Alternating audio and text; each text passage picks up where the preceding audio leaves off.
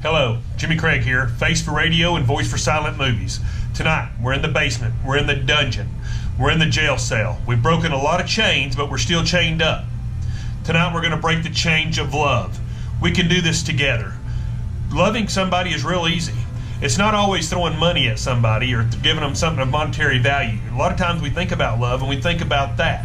And I'm not going to say that's a bad thing, because a lot of times it does help out. But every day when you see somebody, you can ask them how their day is. You can say hello. You can smile. Open a door for somebody. You can change somebody's world with just a little bit of love or a little bit of just showing interest in what they're doing, and it will change their world. We've always said it's better to give than receive. I promise, if you see them smile or you see them laugh, it's going to bring joy to you too, and both your days are going to be better.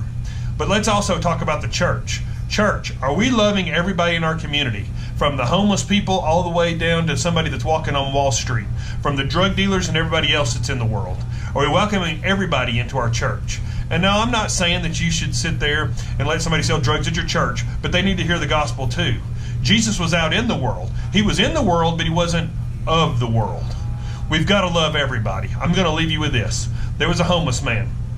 He walked up to the church. He was ratty. He stunk. He didn't even have any shoes on. He started to walk into the church, and somebody came out and said, "Buddy, you can't come here.